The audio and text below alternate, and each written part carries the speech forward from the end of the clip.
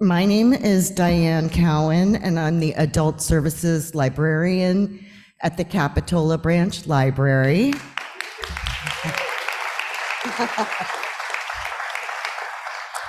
I want to thank all of you for coming, and I'd really like to thank Temple Beth and Rabbi Paula for hosting us, because without this wonderful and gorgeous space, we would not have been able to accommodate all of you people that have come to see our wonderful Gitta.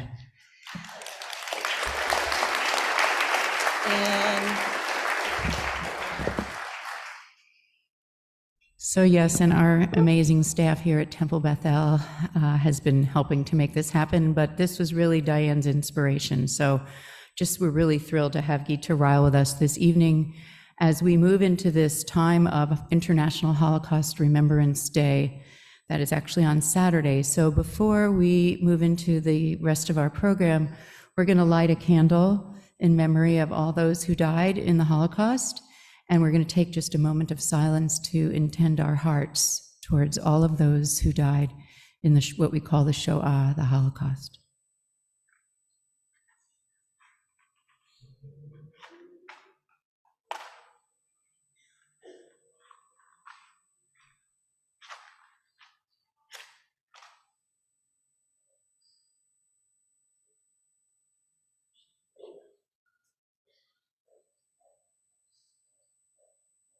Want us to stand up?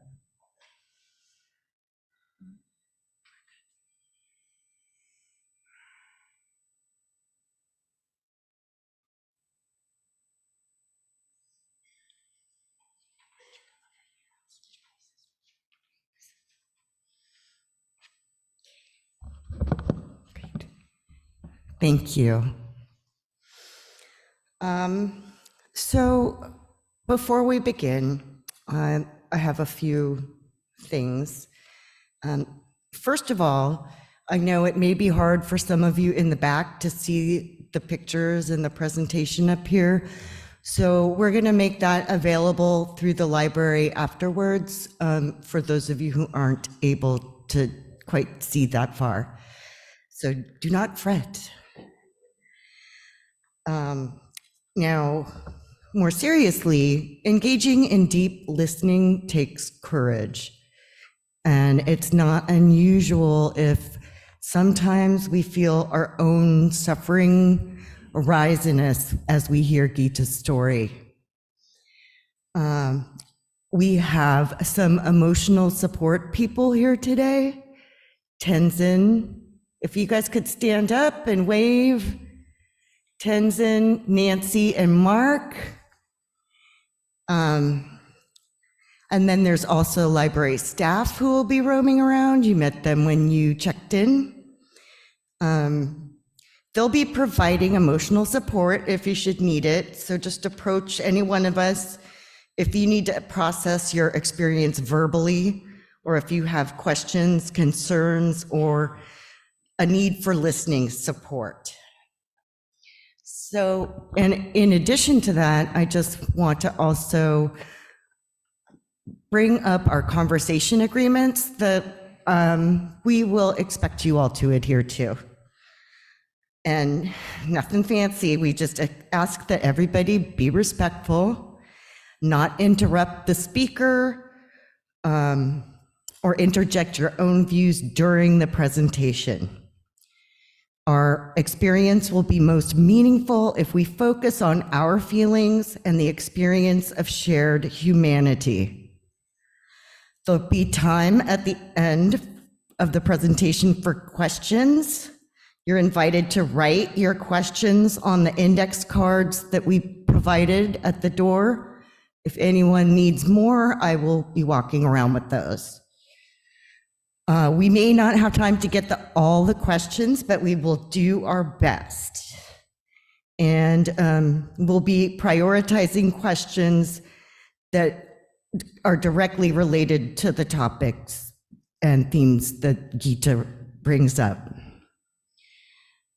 Now, before introducing Gitta, we have a special guest tonight. And we're going to invite her up to just share a few brief words. And I am pleased to introduce State Assembly Member Gail Pellerin.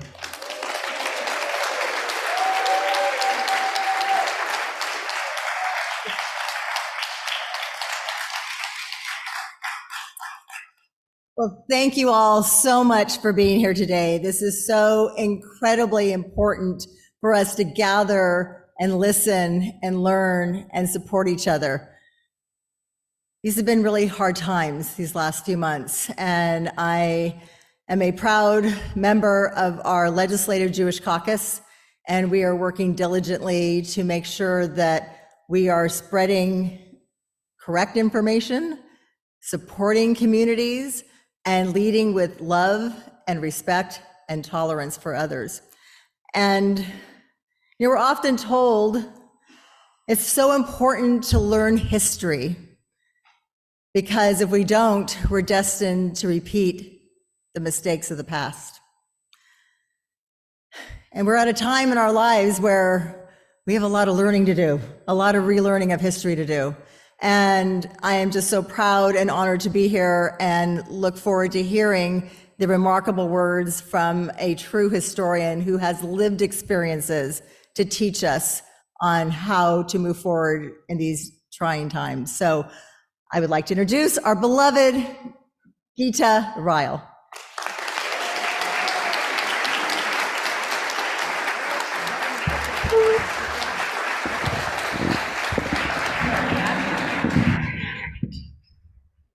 He's over there.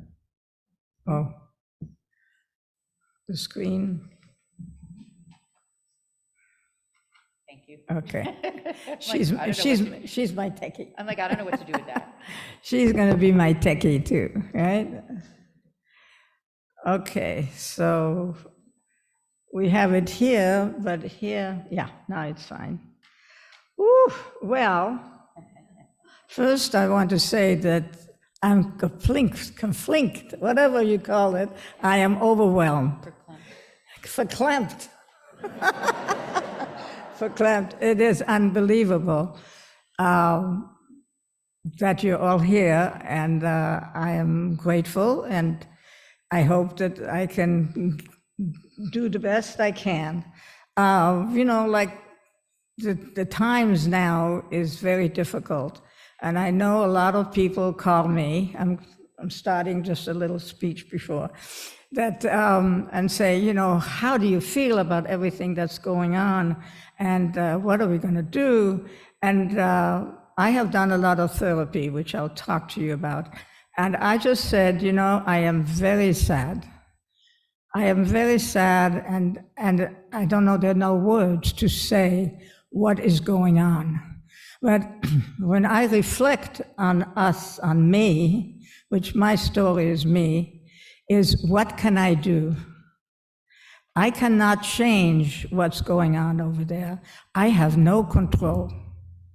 But what can I do here to be in a positive mode, hopeful, hoping for peace, and sending out that energy so that there's something that can help us feel a little better. And then whatever we can do, money-wise or helping each other not to be sad and not to have anger.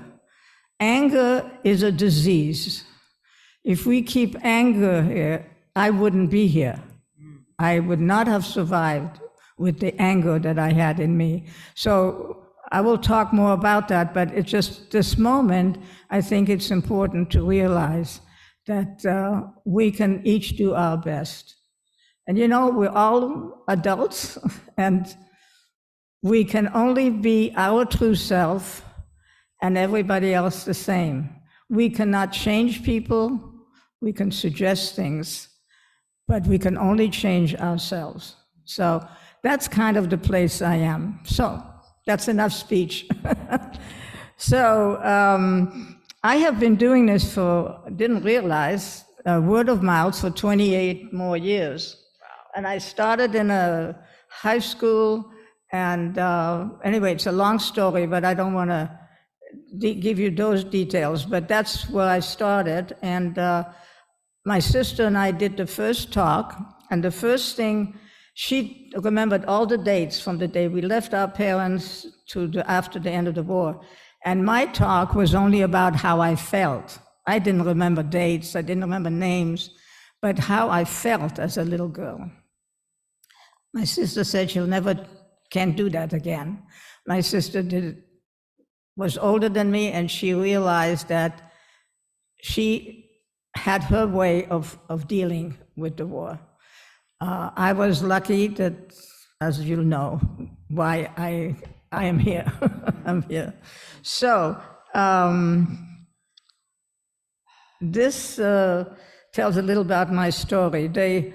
I'm going to read it for the poor people that can't see back there. But my purpose to tell people my personal story about World War II and the Holocaust. My hope is that you will not forget my story. You are my ambassadors to tell the future generations that you met someone who lived through it as a child, and that should never happen again.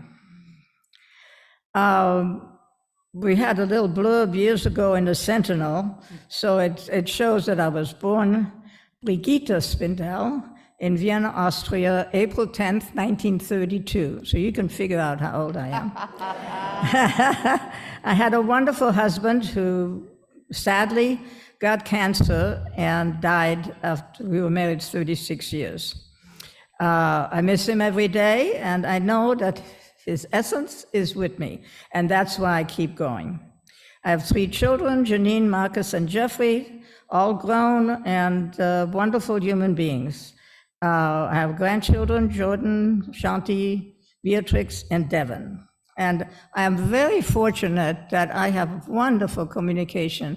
I do a lot of techie stuff, and so we do FaceTime a lot.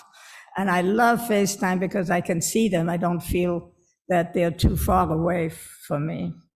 I live in Santa Cruz. The other thing is kind of, I live near West Cliff and Columbia, and we have a memorial bench there for him and me. We love the sunrise, and his says, enjoy the sunrise, and mine says, we'll say, enjoy the sunset, because that's what he liked the morning, I like the night. I'm very fortunate that I get massages, and I do exercise as much as I can. And I have a recumbent bike that I watch TV, and I do that every day, so that helps me. So the bottom line is words of wisdom. I'm not ashamed to tell people that I get therapy. It's very important. If I hadn't gotten therapy, I wouldn't be here talking to you. And I just tell the children at school, that you have people to talk to. If you're upset, don't be ashamed, because that can save your life. So I'm very much for that. So my life started in Vienna, Austria, a beautiful city before the war. It's well known for music and pastries. And the reason the pastries are fantastic, and luckily my mother learned how to bake and cook good, so as you'll know later, that saved her life. Anyway, my picture is of my dad and me. I looked more like him, and Renee looked more like Mom. And Renee is 10 years older than me when we were separated. Yeah, so is there a shining there? Do we need to move it? It's okay. No, it's okay? All right. So anyway, we lived a middle-class life, and we didn't, we went to school, but remember when the Germans came in, it was a little bit, it started changing. But anyway, this is my grandmother on my mother's side, and my grandpa, he was a musician, and they lived near the Prater. If anybody's been to Vienna, there's a huge play yard with the biggest Ferris wheel there is. Anyway, I spent a lot of time there with my dad because my sister before the war had polio, diphtheria, and whooping cough. So my mother had to take care of her a lot. And when we went to see and stayed with the grandparents, the thing that I want to interject here, and I may say it again, is when we are young and we start hearing information that begins our behavior and our beliefs. So as we grow, the more things we hear, we take it in. But what I learned through therapy, that we take it in how we see it. And it's not always the way it is given. So when I used to be in their house a lot, and my mother was more with Renee, I said, okay, I guess she likes Renee and my dad likes me better. So I didn't feel as close to my mom, and this is just a little girl view. So I worked a lot on that and realized that anything we learned, we can unlearn as adults. And that's the work I have done with the therapy. So I had some good times there, but that was my, so even before the war, I already started realizing, who was who and that. So it's very interesting. So this is a picture of my father's brother and wife, and Martin was their son, and he was a year or so older than me. And I hope I have time to tell you a little bit about him. If I forget, remind me, because it's an unbelievable story. So anyway, I used to see him more than any other kid. So you know that, don't have to tell you the German history, you know what Hitler did. I hope that you know that he really started with the German people that were not perfect to eliminate them before he decided to, trained the doctors. This is so amazing. They trained the doctors to anybody that was not Aryan, which is blonde with blue eyes, perfect, was eliminated. So people with special needs, gypsies, whatever, you name it, they were cleaned out before he decided to kill every Jew and take over the world. So he mesmerized people how, and I can only, this is all, remember what I say to you is me, that's what I know. I don't know everything, but what I believe is that there was, that these German people that became Nazis, educated, fine families and all that they could be mesmerized by a person. They must have been very weak and in despair. That's the only word I can think of, that they could do that, So anyway, this is what happened. So once he got German all set up and he was ready to go and to come to Austria, he came and he told people, we're going to make life better for you. You're going to get more jobs. Germany was also, they were not in the best shape. So that's why I think he was able to do that. But he, like somebody else, lied because he never did what he was supposed to do. But anyway, so when they came to Vienna, to Austria, there were people, Austrian people, not Jewish, that were glad they were coming. Oh, they're going to get us jobs, they're going to get us food, da-da-da-da. And naturally, and some people weren't happy either. So now, the things were happening that the first thing, okay, I have to go back, hold on, this is what we had to do. When we all had to register. We had to go, and this is falling apart, but this is the original of the passport that shows the swastika, a big J, that I'm Jewish, and that I'm a student, and that's about it. It's all, yeah. So I don't show that anymore. That's why I have it here. And then I also, if you want to, they could pass it to the people way in the back that can't see. It's what it says. Oops, okay, I'll get it.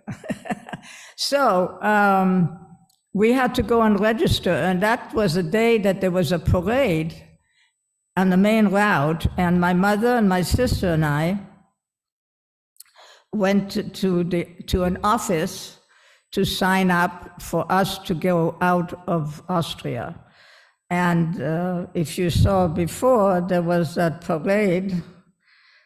I saw Hitler, but I didn't know who in the heck he was. But my mother said, be sure you do Heil, you know, da, da, da. So we did.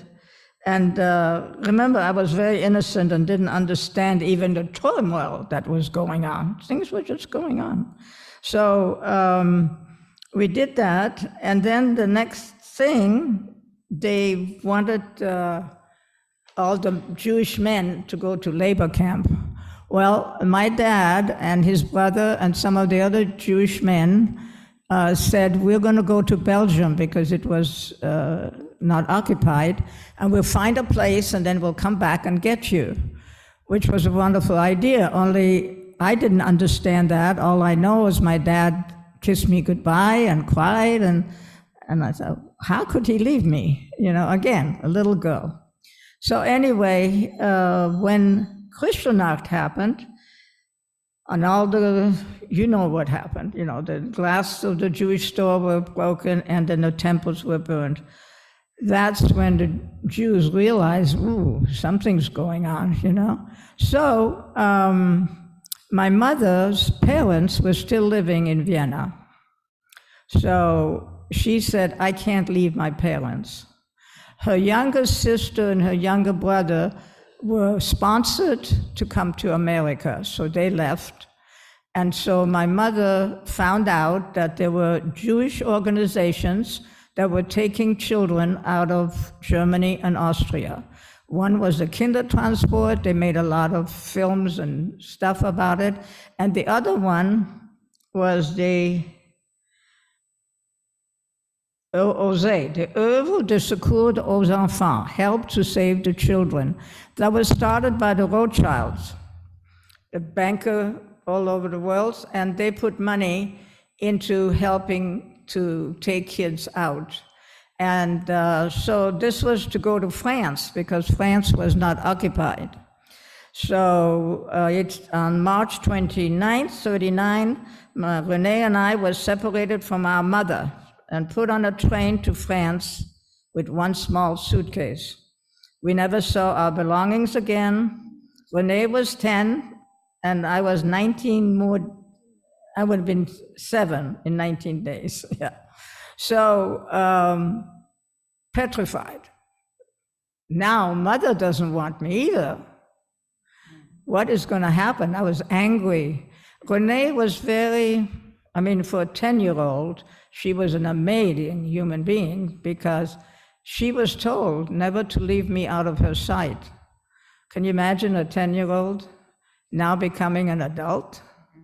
And I just kind of followed. I was like a sheep. Whatever she said, I did for a long, long time. So that's what happened. So we arrived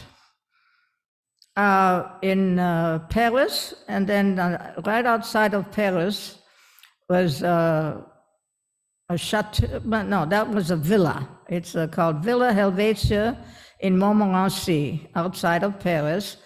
And my sister Renee and I were sent there, and we never thought Hitler would come. We thought we were safe. Well, we weren't. So, but this first time in that home, the Jewish organization took care of us. We have all Jewish teachers, And remember, we only spoke German. So as soon as we got there, they said, no German, only French. So we started talking with our hands and all that, but as youngsters, we learned French pretty fast. But it was important. They didn't want us to have an accent, so in case, we were arrested and so on. So this place, the Helvetia, was a beautiful villa, and we had good food there, and they said, it's like a vacation, and the war will be over and you'll be back with your family. And then the people from Paris used to come, and we show a picture here. I was a little ballerina and danced for them, and we did different holidays together. It was, it was what it was. And a lot of the people from Paris came and would take us to their place because it was all safe, the Germans weren't there. So we thought that was going to be the place. Well, when the Nazis got to Paris, they right away took us by train, I don't remember, I think mostly train, to the near Limoges, center of France. And that's where I got really a little more upset because I thought we're further away now. What does that mean? So this is a chateau called Chateau Majelier. It was a very abandoned castle, humid, miserable. It was not comfortable. And I can show you a few pictures of the bunk beds. We worked outside to have, we grew, rhubarb and potatoes was easy to grow. And then we took care of things. We had chores and everything. And in the first place, we were about 150 people. This one, we have nearly 300. So it was a lot. The teachers did the best they could. We had wonderful people, all Jewish, taking care of us. And, but, I could go on a lot about this, where I learned to be more angry and to be more detached from things. And I don't know, it was, anyway, it was not an easy time there, and I didn't know where we were going to go next. Then some of the farmers did come with food, and they did, once in a while, we had some good food. That's one of our teachers, Luba, and we don't know if she made it or not. Okay, there's a little intersection here about what happened to my dad. My dad went to Belgium, and then when we left, we didn't hear anything.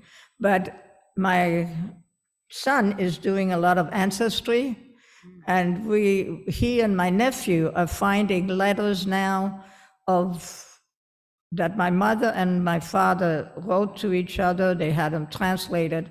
We hope some of this will be in the document, because there's so much history that Renee and I didn't know. All we knew was that we were there. So one day, the people, the teacher said, you have a visitor. So you see the little stairway. So my dad goes up there, and Renee says, oh, that's not him. And I said, yeah. He was pure white hair and very tan. He had walked. He has no bike, no car, nothing. This is what we found out afterwards. He entered the French Resistance and went through with them and got to France. And then he found a place not far from the chateau that was a retirement hospital type. And he got a job there so he could sleep and earn a little money. And then on the weekend, he came to see us. But he couldn't during the week because he was working. So naturally, the first time he came, I said, okay, now take us. I still remembered my German, thank goodness. And he said, soon, yeah, we have to wait a little bit. And I didn't get it, I just figured now everything will be fine. He'll take us away. Now, I didn't know the situation of life there, Anyway, after he came to see us about 3 times, 3 weekends or so, we didn't see him anymore. So the people where he worked still had his suitcase, whatever he had there, and they told people that a non-Jewish Frenchman. So my dad was very religious. I don't think he would have given up anything. So the guy knew he was Jewish and told the police. So the French police picked him up. And then we were able to go and see him before they sent him to Drancy. And I think I have a picture of Drancy. See that the building with a lot of apartments looking like? That was the detention that the German made for the Jews that were in France, and the French were running it, the ones that, so anyway, so we did not see him there. We saw him before they took him there. And then we found out that he got on one of the trains, and my son found out actually the number of the train, the date that they left, the day they arrived at Auschwitz. How they survived, but he did. And that's all, he's still working on it. I had to make peace. And if I have time, I'll tell you a little bit about that too. So that's where my dad and his brother, Martin, a lot of relatives on my dad's side died. And not as many on my mom's side, because a lot of them came before the war to Michigan. So I never knew how he died. And I had to make peace after I did my therapy. But I want to, I don't know if this is a good time to interview about Martin. Martin was with 9 Jewish boys and a rabbi hidden in 1944, which is close to the end of the war, not far from us, but we didn't know it. I just found all this out when I went back to Europe, and we looked into things. So he was held in Drancy, or somebody denounced them. They were all picked up, the boys, and then where they were hidden, when I went back, there's a plaque with all their names. And so they're remembered, if that they were taken from that building to Drancy. And somehow, some of the people that were in the basement wrote their name, Martin Spindel, the date he got there, and the date, he scribbled it in the cement, the date he left. When I went back to Europe, to France, I went to the museum, I saw his picture. They wrote a book about these kids, and then he's now, and you see his writing. So even they're gone, they're around. Their essence is filling us all. The thing that we did, I'll say it now. My youngest grandson was bar mitzvahed in LA, and the rabbi said, I would like you guys to find somebody who died in the war that didn't have a bar mitzvah and honor them. So Marcus called me, my son, and I said, oh, Martin. So we found a shawl, we found a kippah, and we honored him at that bar mitzvah. That was about the best bar mitzvah I ever went to. And my grandson still remembers the date. We honor him, and we miss him. So that's all we can do here on Earth, you know. So now let's go back. When the German came into the chateau, they took the older kids, our teachers, and then I was in a middle group, and she was in the middle group, I was in a younger group. So they trucked us down to Marseille. Marseille was the port, and we were supposed to get on a ship that was going to New York. And as we were thinking of doing that, the Germans invaded Marseille. So if we had gone on the boat, they would have blown it up. So they had to hide us again. So that was the closest of getting out, but we didn't. So then they took us back up north, and then these are some pictures. Renee is there, and then this, me and some of my friends. Anyway, so then we went to Tournon. Tournon, you can see there, is a small town, and there was, the Osé found some non-Jewish people to help, and they put us in a Catholic convent. And there was just a few of us. I have a picture. There's Mother Superiors on the right, and the youngest nun, she was maybe 17 or 18, is between Renee and me. And she was wonderful. She took care of us. She loved me, and she took care of us. And so what happened was that this was an orphanage, and we were all orphans. So nobody but the Mother Superior and the priest knew that we were Jewish, because it was too dangerous for anybody else. So that was for me. My sister didn't like it there. And remember, 3 years older, and she was more Jewish than me. I don't even know if I knew what Jewish was. All I know that I'm being chased because I have dark hair. I didn't tell you that, my mother used to say I had to hide when someone came to the door because she didn't want them to take me. This is before, right? And I wondered why. Well, Renee had braids, blue eyes. She could go out, nobody stopped her. And my mother was blonde, blue eyes, and I had to hide when someone came to the door. So again, that little girl said, well, I guess I'm either bad, but I don't know it, and mustn't be good looking, because it's because the way I look that they want me to hide. That's a little girl, remember that? Okay. So anyway, I liked it there.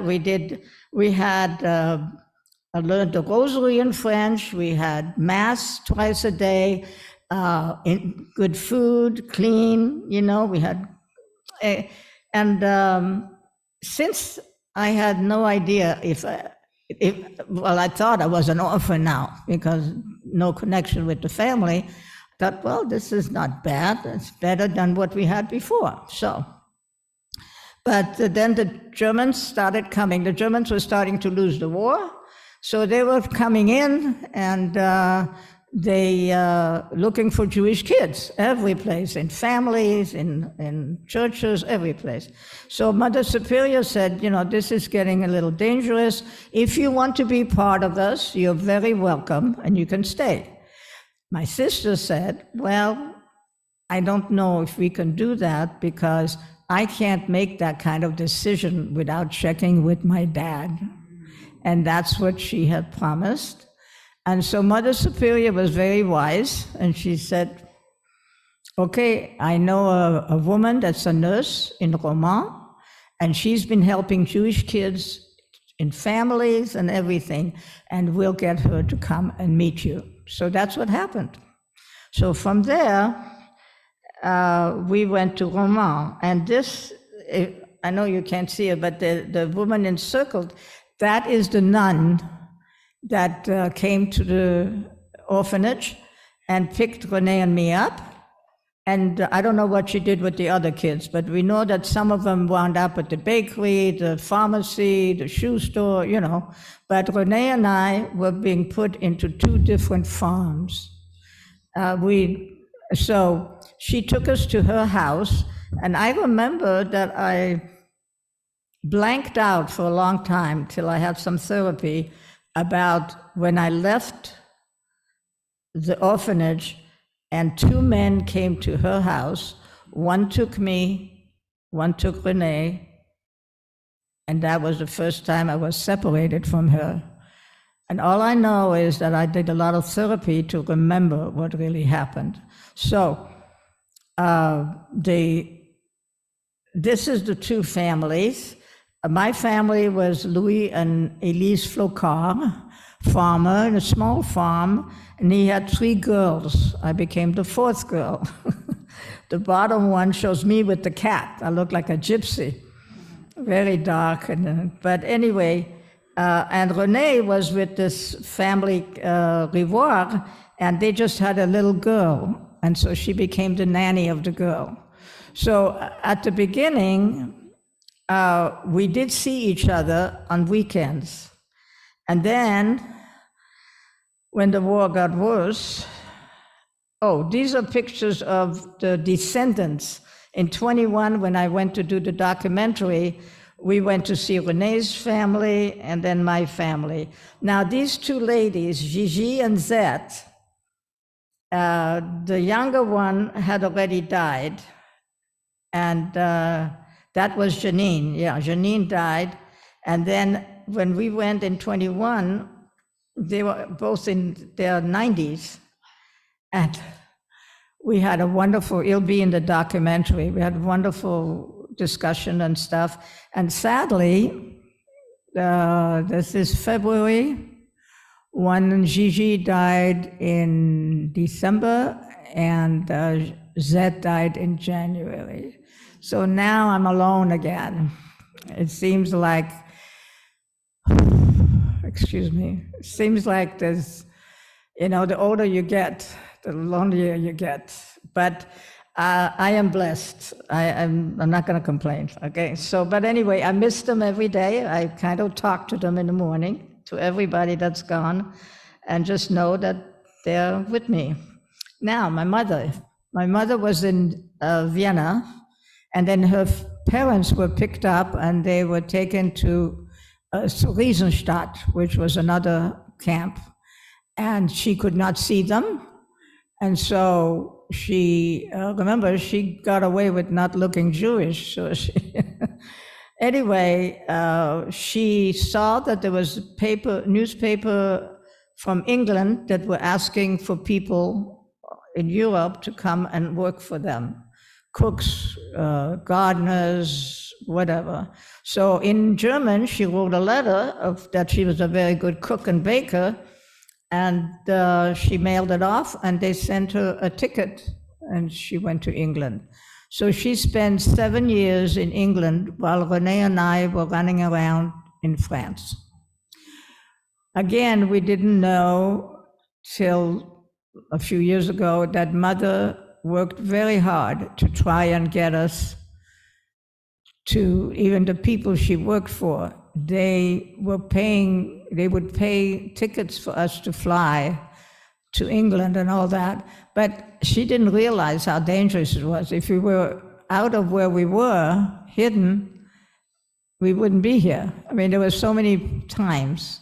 In fact, so anyway, we got reconnected with her after the war. This is the family she worked for. So when the American and English came, thank goodness, my sister wrote an article about these beautiful balloons that were coming down when it was really parachutes.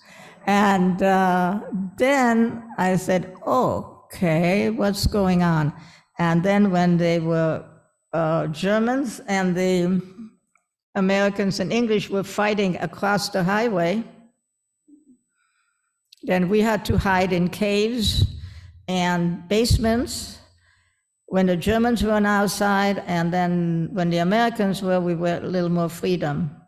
So that, when I said, okay, that's a war, people are killing each other, we get out of the shelter and we're seeing these dead bodies. And I said, that's not a place where I want to live. That's not humanity. And I wanted to die. I said no. And I was a very anxious child. I had a lot of, I don't know if you know what a goiter was, but I had a big goiter, and they said it was from anxiety. But anyway, I said, well, I hope somebody kills me. I didn't have the guts to kill myself, but I hoped that it would happen so I wouldn't live anymore. And that's what now I was 12, right?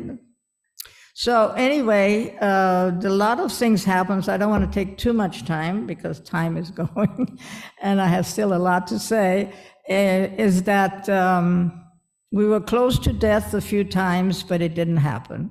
So then in therapy, I learned you don't ask why.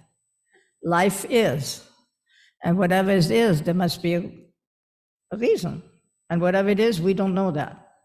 So anyway, so then there was the liberation, and the liberation, everybody was dancing and happy.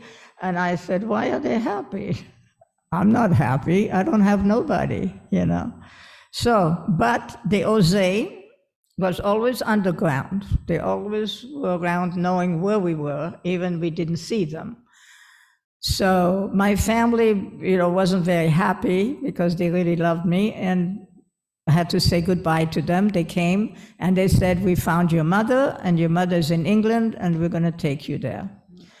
So I had mixed emotion. Renee was very excited, and so they took us back to Paris, and from Paris, we took a train to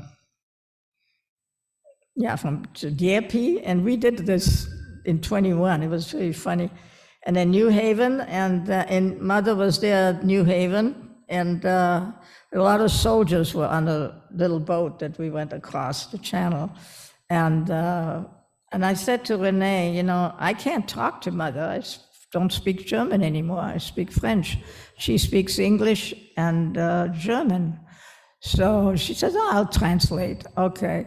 But I said, the other thing is, I have some bad feelings about Mother letting us go and not keeping us with her. I don't know how I'm going to deal with that. So that was so there was kind of like a yin and a yang, kind of like I was happy that my mother, she gave me birth, but then also all those awful negative feelings that I have built up. But anyway, she worked in Leamington Spa, but my mother was very proud. Remember, she was a pianist before the war, and she became a home giver to people. The family that she worked for had 2 girls, and she treated them like us, because the family, when we visited them, told us how the girls always talked about this woman who cooked and baked for them, but she was more than that. So she did what she would have done for us. So that was good. And anyway, so she lived in this villa that, I don't know if I have a picture. I don't have a picture of it, did I? No. Anyway, of where the people worked, right? Where the people lived. And so she was too proud to have us come there. And they said, you can bring your girls, they can stay with us. Instead, she went to Leamington Spa, which is a town right next to their place, and rented, what do you call it? Attic, a finished attic, where there was just a bed, and she had a little burner to cook with, and we had to go 3 flights downstairs for the bathroom, but she wanted us to be with her. So that was very good. It was fine, I mean, I can talk for hours now. I'm not going to. So now you want to know how I came to America. We were sponsored by some cousins that came to Michigan, and forgot what the other is. It's okay. It'll come. See, that's what happens when you're nearly 92. I'm talking, but then once in a while I'm saying, I know it's there, but it's not coming right away. So anyway, it'll come later. So You're doing great. anyway, so the people that Mother worked for paid for our trip with the Queen Elizabeth, the second voyage after the war. So from very little, we really got spoiled. 7 days, and we had the same waiter, and I have still the menus of that trip. My kids are so funny because, it was amazing. And anyway, so that was there. And then I always show my students my American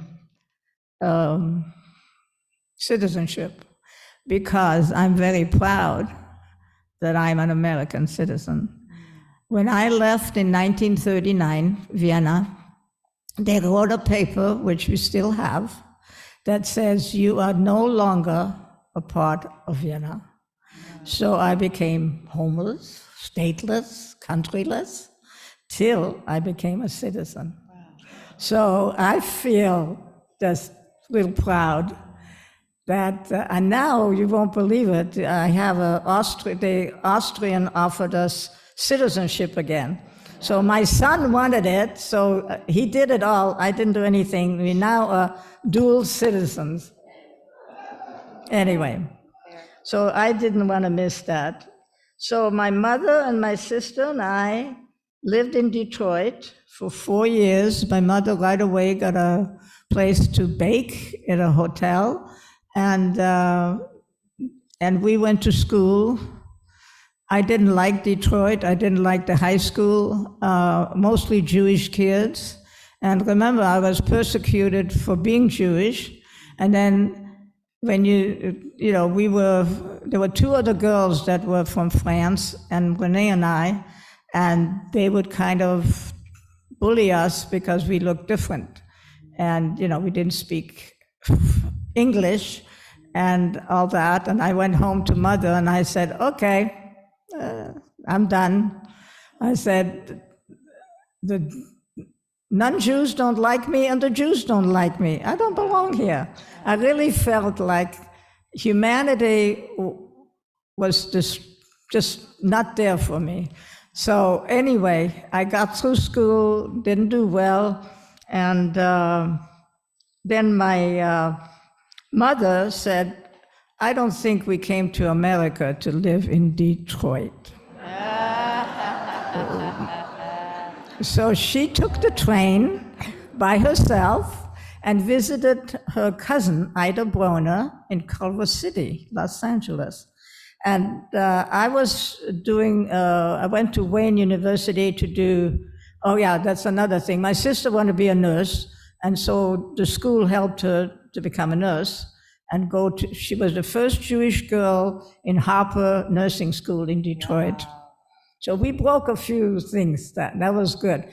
They said, she's nice looking, she'll get married, make her a secretary. So I went and learned shorthand without knowing English. Wow. You know what shorthand is? I was amazing.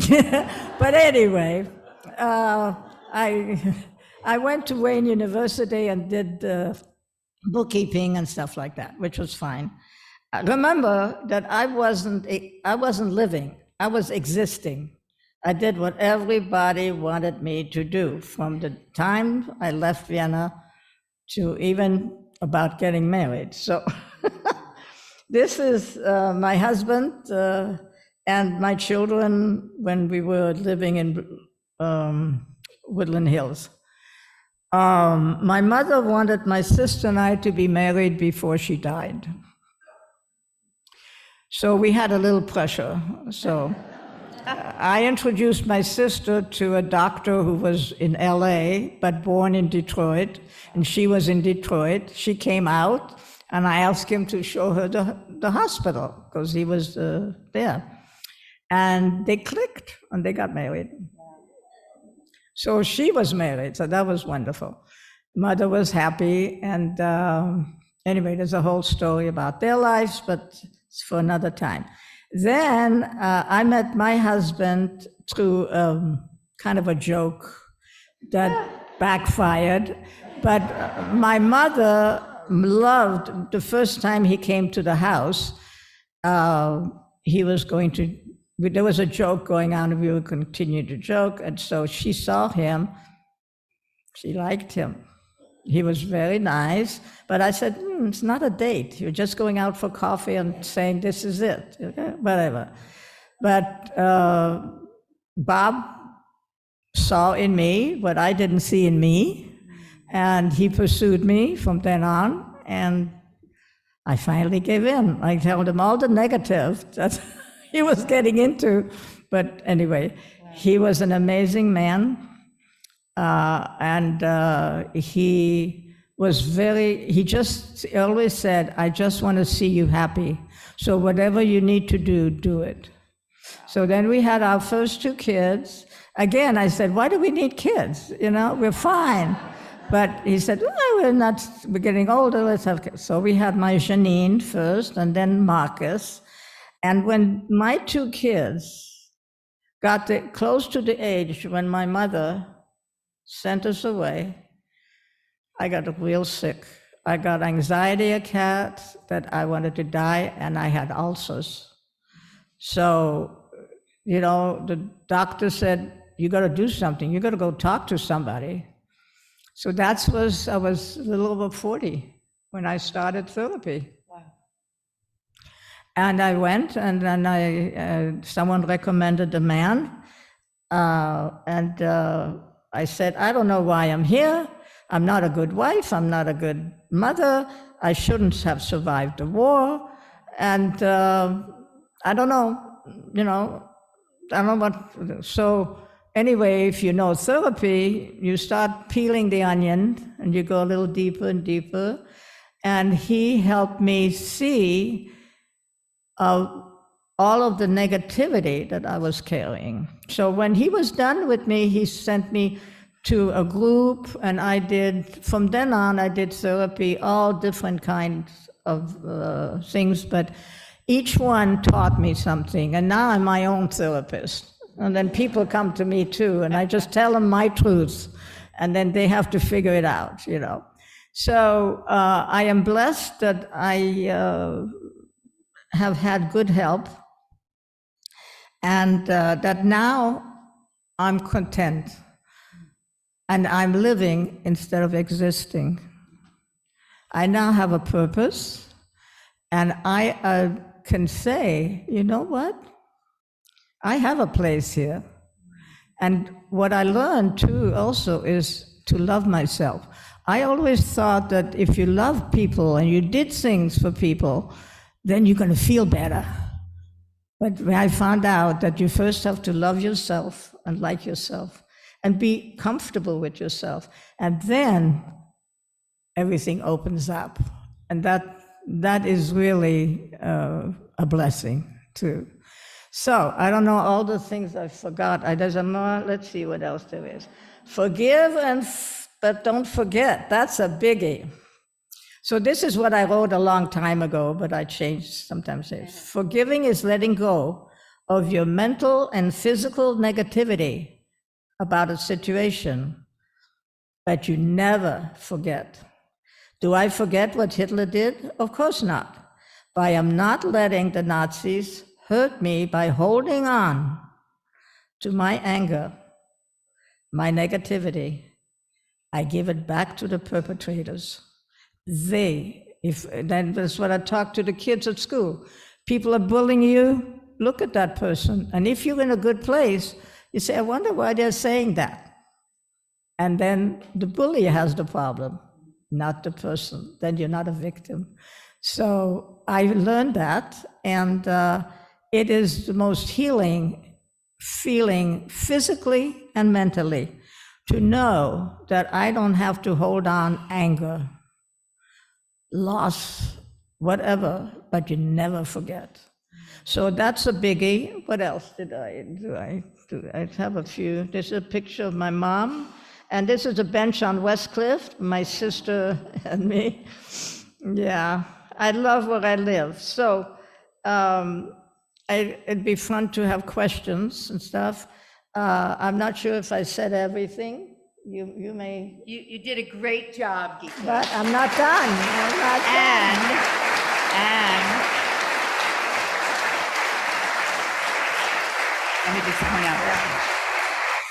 Thank you, everybody. Diane has index cards, so if you want a card, raise your hand as we are listening to the rest of what Gitta wants to share with I us. have a poem I want to read. I want that little boy to hear it. Tyler, get back here. Get back here, 1 minute. They're gone. Well, anyway, this is what I read to the kids at school. I won't read the whole thing, but the last 4 stanzas is so important. This woman, Inge Auerbacher, was a child. She's lives in New York, and she talks all over the world. And she wrote this poem, and she was on Facebook, so I talked to her and told her that I was reading her poem, and she said, fine. So I can do. So you can read it yourself, but the last 4 stanza, I stand tall and proud, my voice shouts in silence loud, I am a real person still. No one can break my spirit or will. I am a star, and so are all of us. We are all star, we're all special, and we have a place here, and we just have to claim it. Okay.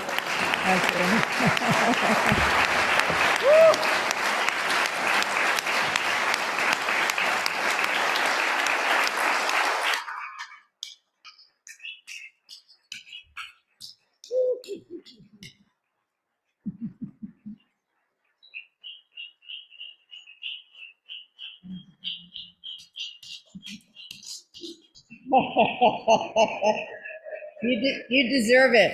You deserve it. Yeah.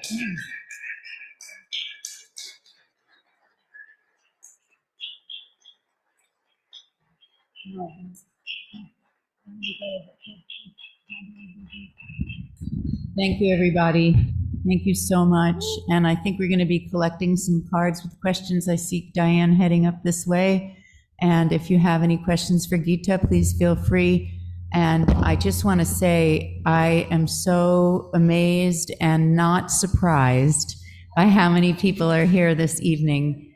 And Gitta, you are a precious gift to all of us. And when I have heard a number of different Holocaust survivors speak, and everybody has their own message and their own Torah, as we would say, and I'm very struck by how this week, I have to add this, in the Torah, this is the week where the Israelites actually leave that narrow place of Mitzrayim and cross the sea into liberation. And we are reading that this weekend in Torah, this Saturday. And it's really beautiful to me that you are here with this inspiring message of love and hope and strength and peace and really celebrating the life that you have lived. So thank you so much, Gitta. And I'm going to see if Diane has some questions.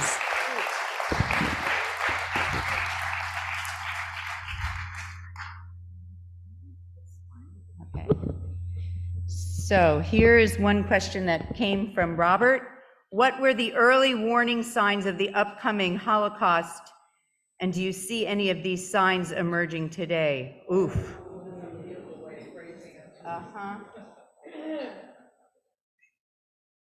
Well, as far as the World War II, the signs came much too late, okay? I think that people were very naive and didn't know, but if we hadn't been that naive, then maybe somebody would have done something. But I don't know if it's a history, lesson history, I don't know that.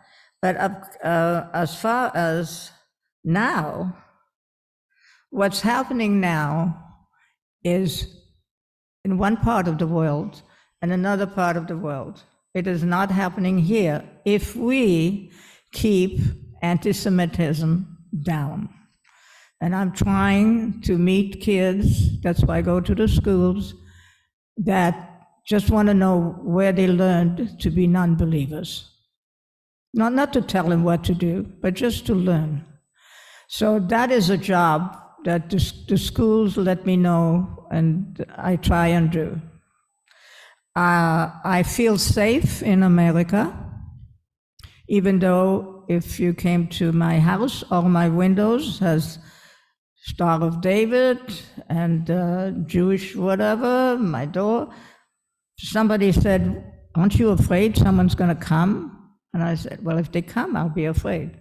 But if they're not, why should I be afraid when I don't know if they're going to come? I enjoy what I have." So fear is a big thing.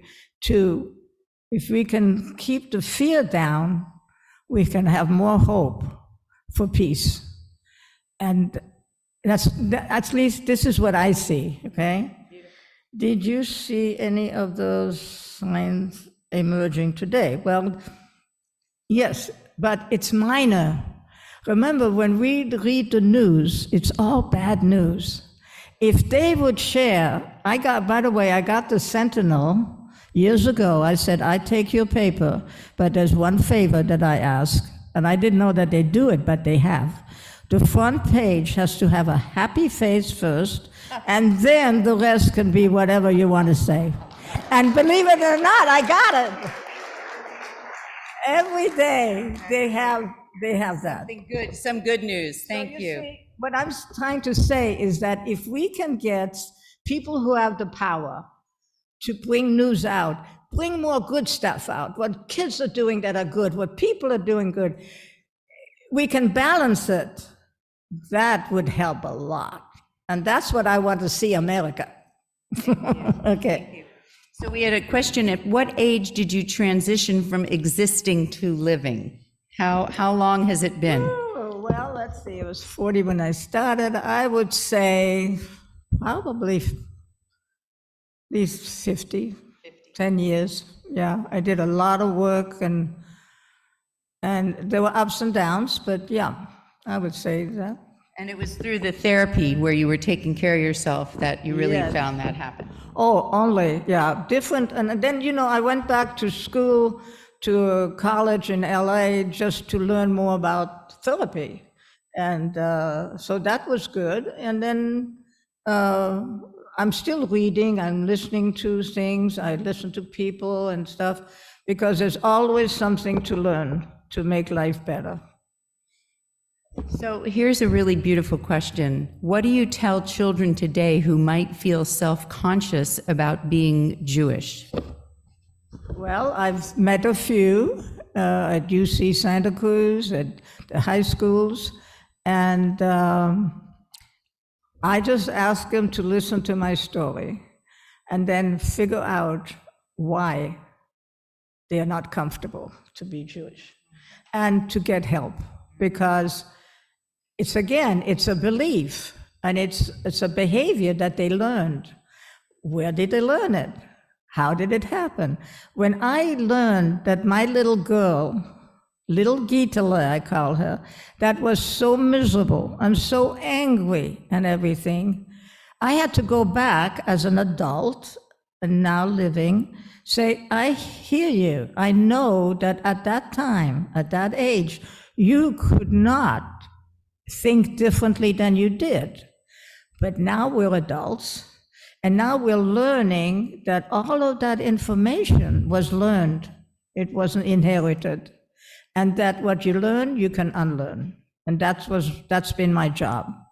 And that's what I would say to, That's your purpose. my purpose, That yes. was one of the questions. What is your purpose that you mentioned you have now? Well, my purpose is to live a content life. I do a lot of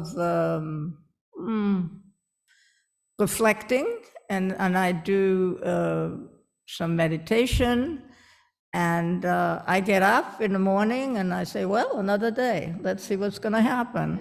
And then I shower myself and everything's okay, good. And then, I do my little routine, and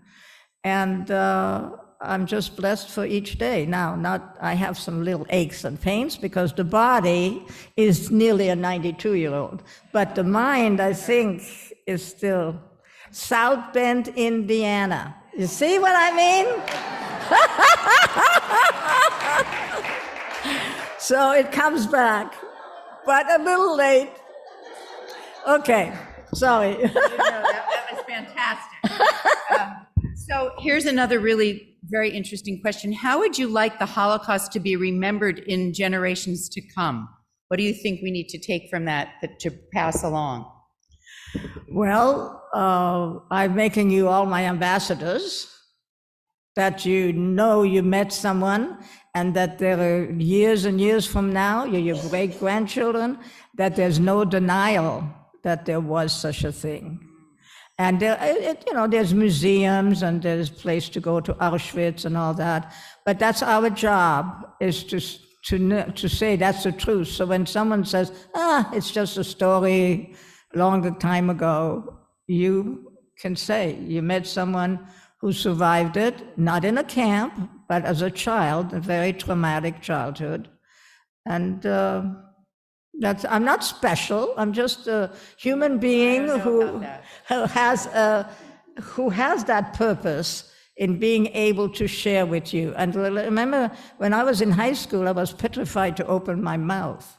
And I don't know how I got this, that I can speak, and I am fairly calm.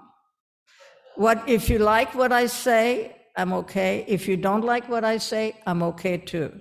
And being in this kind of a place, which I am delighted to be in, it's good. And so does that answer the question? Yes, and here's one last question, which I think you kind of are touching on right now. I'm seeing all these therapists I happen to know shaking their heads yes, so it's all good. So Gitta, this is really a very important question. How did you learn to love yourself? Yeah, that's a simple one. We're going to end with that simple question. Well, it's not that simple. It's kind of was like a journey. I go from this step to this step, but there was some place in my therapy that I realized that I needed to love myself, and I had the help. I don't remember which one I did. Is it cognitive therapy? That's a kind of therapy. I love that because it's role playing, for me anyway, it was very successful. And what I realized is that, again, every time that I said, I love myself, warts and all, I look myself, excuse me, naked in the mirror every morning, and I say, you know what?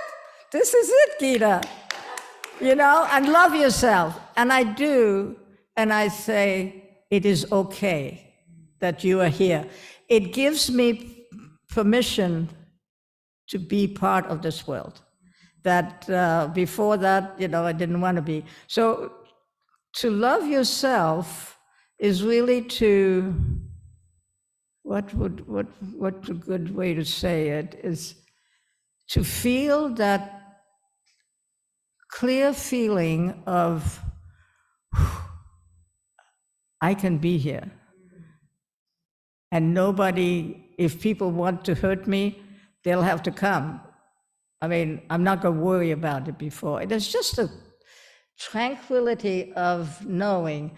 And liking yourself is good too, but the main thing is love who you are and what you are, and we're all human beings.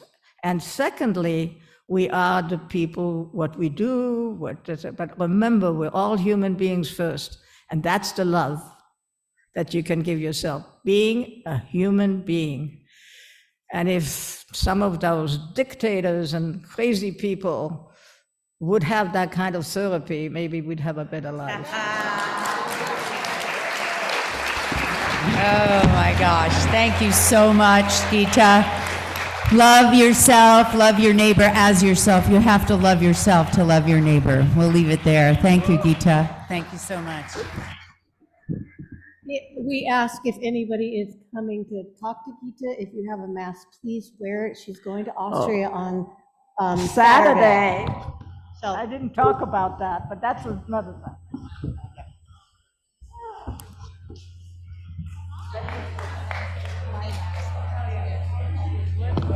Thank you. I just want to say thank you to everyone who has come out tonight. I want to thank Temple Beth and Rabbi Paula and Gail Pellerin for her words, and most of all, Gitta for being so generous of spirit